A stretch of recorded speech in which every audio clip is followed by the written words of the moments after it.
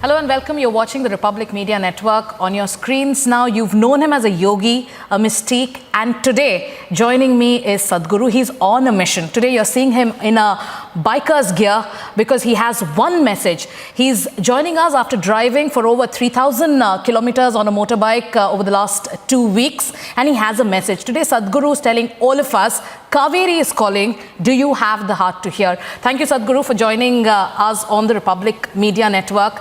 First of all, thank you. Your Namaskaram. enthusiasm and your positive energy and the mission that you're going ahead with when it comes to saving our rivers. Tell our viewers about it. We need to understand this. The most fundamental mistake that most people have in their perception is that most people think river is a source of water or a lake or a well is a source of water. No, rivers, lakes, ponds and wells are not sources of water, they are only destinations for water. The only source of water we have is monsoon rain, we must understand this. So the volume of rain that is being showered upon this subcontinent in the last 100 years has not changed much. The patterns have changed but the volume has not really changed. So our ability to hold water in the land is what has been lost. This loss has happened mainly because of the removal of vegetation, largely tree cover that's been taken away. For example, in Kaveri Basin, 87% of the tree cover has been removed in the last 50 years. So our ability to sequester and augment the water resource in the groundwater and in the rivers and the aquifers has been lost completely. So putting this back, how is it possible? Because right now the only real landowner who has large amount of land, which is nearly 80% of the land, is the farmer. So unless the farmer grows trees, it is not going to work. Why would he grow trees when he is in a desperate condition where a whole lot of them are committing suicide, thousands of them? When this is the condition, you can't tell him, save the river, save the country, save the world, this kind of preaching. So, Kaveri calling is an economic plan. For the last 18 years, we converted nearly 70,000 farmers into agroforestry, and we have seen that within 5 to 7 years, their incomes go up 300 to 800%. I'm repeating this, 300 to 800%, 3 to 8 times over. But we are right now in the process of converting 3 to 5,000 farmers per year. If we go like this, it would take 80 to 100 years. As I'm not planning to live that long, I decided we will crush this 100 years into 12 years, and that is Kaveri calling, to make sure that at least 1/3 of the land is under shade and under cultivation, because if we want to enrich the soil, there are only two sources for us, the leaves from the trees and the animal waste. Trees are gone long time ago, and as you know, animals are all migrating or rather being transported to other countries. So there's no animal waste, there's no tree leaf, there's no way to enrich the soil. We are trying to largely grow crops with salts or fertilizers, and that is the biggest damage that's happened to the land. We have to put back green cover to enrich our soil. This is about the soil. If we enrich the soil, if it's organically rich, then water sequestering will naturally happen and rivers will flow once again. This is not some rocket science, this is something that we always knew and lost it in the last 50 years. Sadhguru, you spoke about the first stakeholder who's a part of this entire campaign. You've spoken about the farmers. We know that the entire Kaveri calling campaign, there is no doubt in the fact of the benefits that will have for our environment and for our future generations. But when we talk about farmers, and you also spoke about the economics of it, did it take any kind of convincing, especially when you're out on a bike rally through the Kaveri Basin, speaking to a lot of people? What did it take for you to bring farmers to join your movement? See, one thing is, in southern India, particularly in Tamil Nadu, there is an enormous trust in the farm community with me, and I know what I say, and they know very well what I say is for their well-being, there is no politics behind it or some other motive. So that trust has translated into action. As I said, over 70,000 farmers have benefited in the last 18 years of this project, but the pace at which we are going is not good enough. And one reason why the farmer does not want to grow a tree is, even in his own land, if he grows a tree and cuts it, most probably he will be arrested for that. And there is a whole lot of activism in the country which if he cuts a tree in his land, people will come and protest, lodge complaints against him. These kind of things have been happening. I'm asking, why would a poor farmer grow something that he cannot make use of? So we have been working with the governments, both with the central government and the two state governments, to change these laws. We're in the process of setting up a timber board where timber must be treated as an agricultural produce, not as a forest produce. India's forests are an absolute no-no for commercial exploitation. Commercial exploitation of our forest is history. We cannot do that anymore. If we want timber, we have to grow it in the farmland, and this is very, very lucrative for the farmer, and also it works for the government because in many ways it solves various problems that the government has with the farm distress, and it'll work for the larger public and for the nation because it'll enrich the soil and sequester water. To what extent means, for example, right now we are talking about 242 crore trees to be planted in Kaveri Basin. If we plant this many trees, when they are 8 to 12 years old, they can sequester something like 9 to 12 trillion liters of water. To give you a perspective of what is 12 trillion liters of water, right now the present flow of Kaveri throughout the year is 21.2 trillion liters. So more than 60% of the water that's flowing in the river can be sequestered.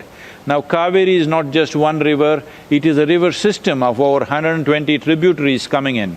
These tributaries have dried up in a massive way, and Kaveri itself is not touching the ocean for more than 5 months. What was a perennial river for millions of years has become a seasonal river in the last 15 years. Yes.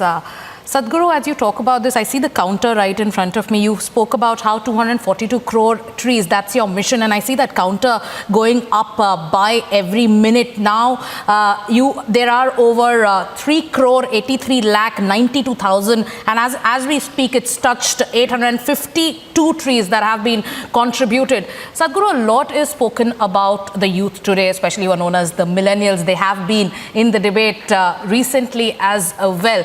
Today, when you take out a bike, when you go out to spread a message that will do good for future generations, what is the kind of response you get from the younger generation? How does it feel when you lead a bike rally and with you there are thousands and thousands of youngsters who follow you as you take this mission ahead?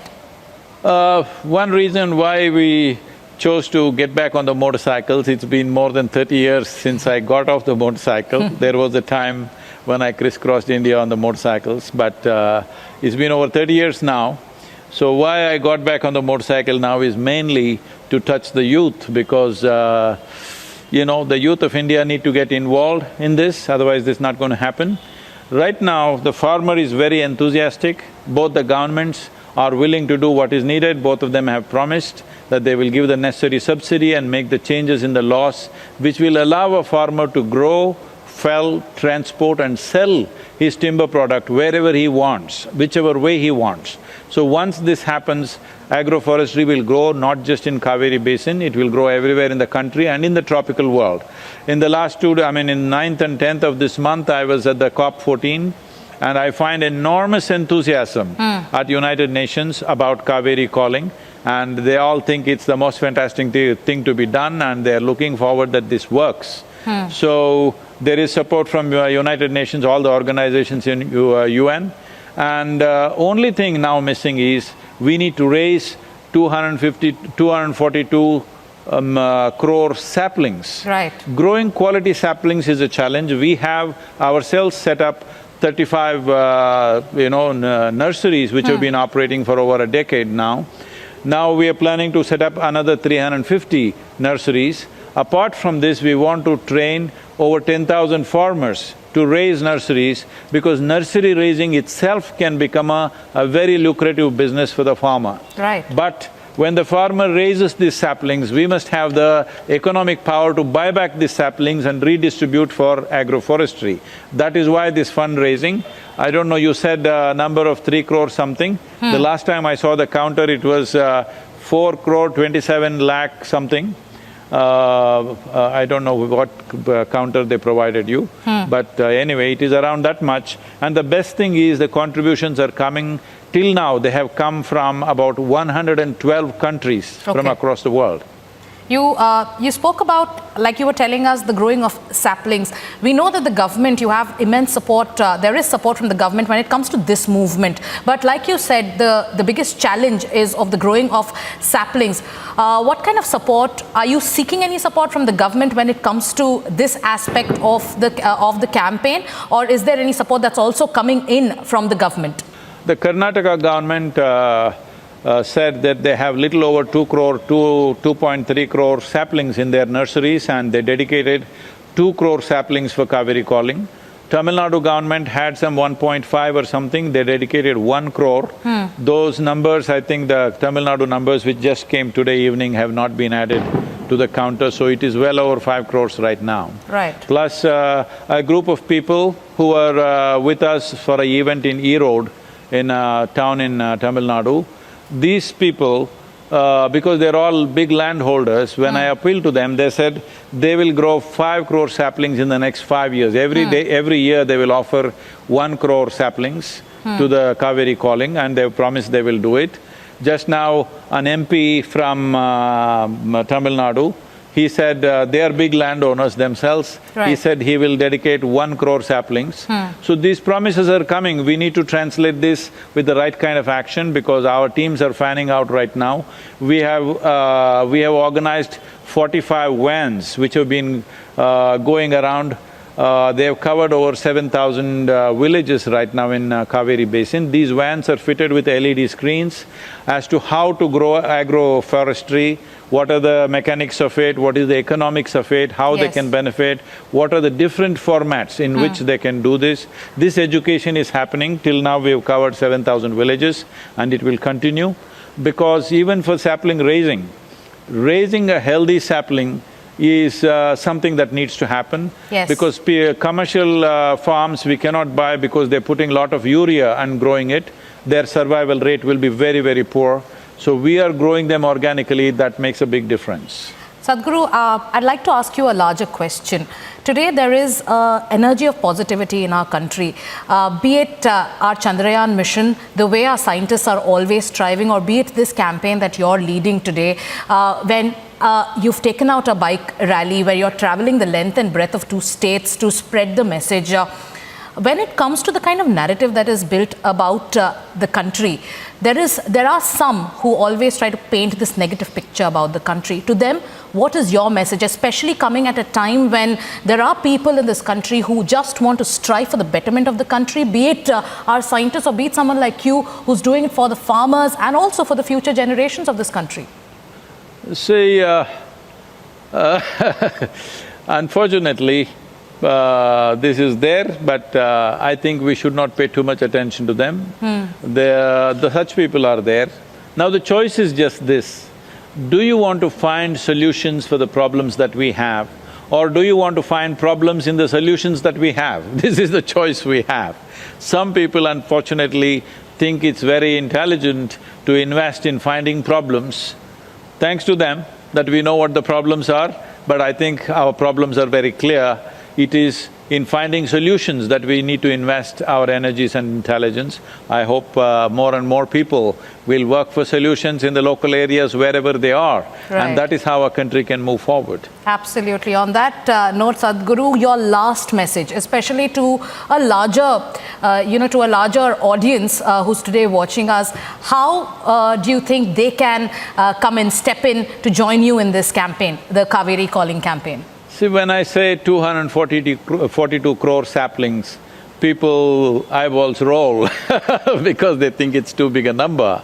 But what I'm saying is our population is about 130 crores. Right. That means if all of us plant if we raise 2 saplings, the job is done. 2 saplings in 3-4 years' time is not even a challenge for anybody. But as you mentioned certain people, there are a whole lot of people who won't do anything, so we have to plant for them. So I openly told everybody who gives a negative commentary, I will plant 10 trees for each one of them.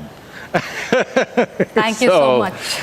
What else to do? And that's there are people who won't do anything, we need to plant for them.